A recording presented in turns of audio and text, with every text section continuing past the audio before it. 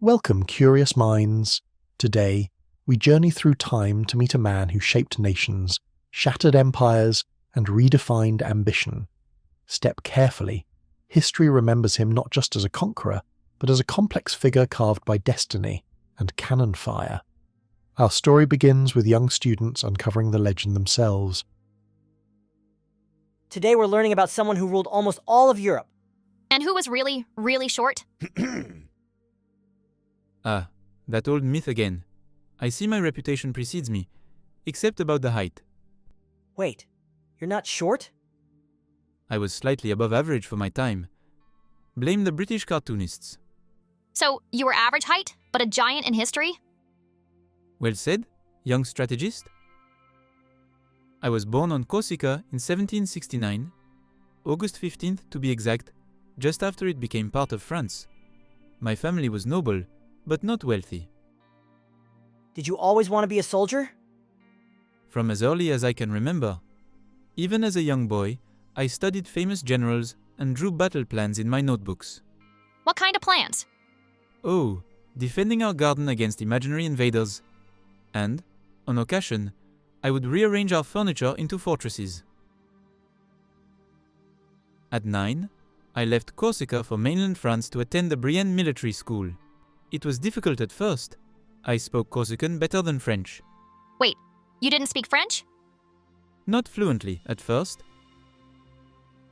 But I studied hard, and soon I excelled in math, history, and military science. I moved on to École Militaire in Paris at 15, the best military academy in France. I was especially fascinated by artillery, the science of cannons.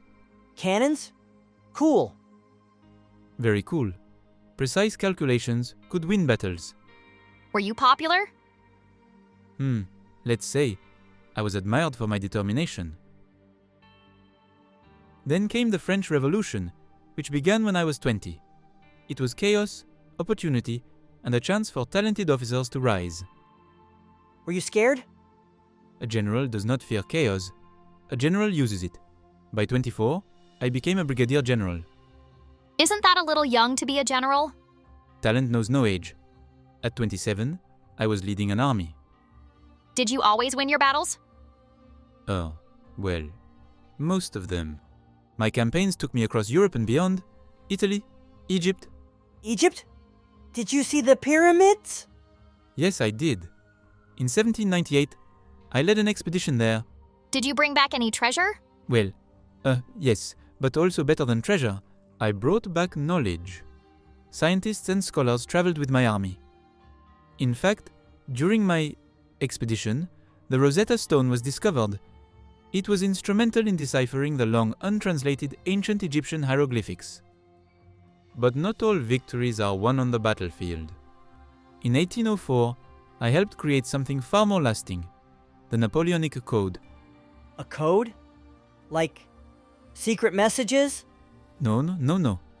A civil code of laws, written rules for how a country should run. No more feudal chaos. Wait, so you made laws? We built a system based on reason, fairness, and the rights of citizens. It ended outdated feudal customs and brought order from confusion. Then, at 35, I became emperor.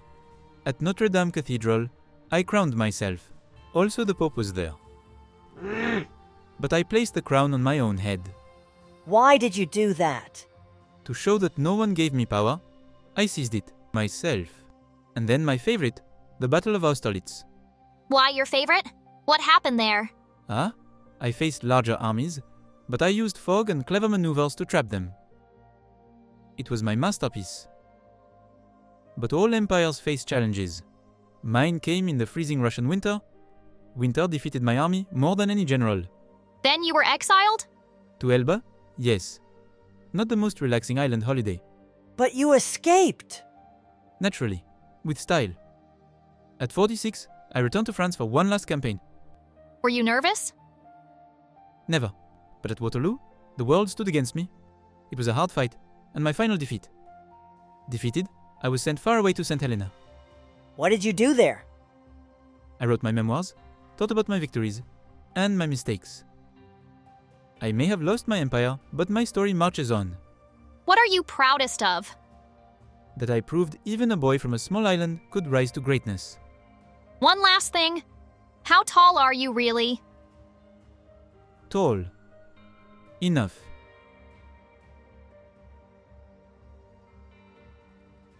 And so ends the march of Napoleon Bonaparte, a name echoing through the corridors of history. From Corsican boy to Emperor of the French, his story is one of brilliance, controversy, and human ambition.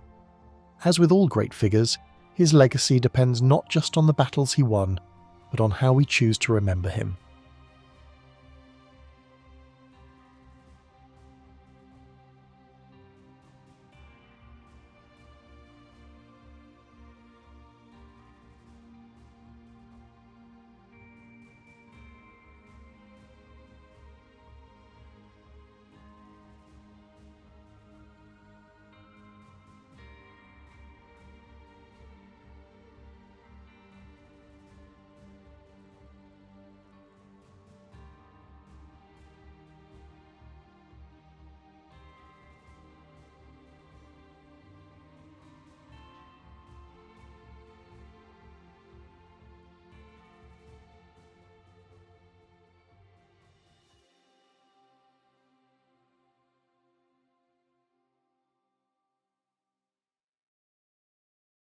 Subscribe to our YouTube channel and don't forget to hit the bell icon for more updates.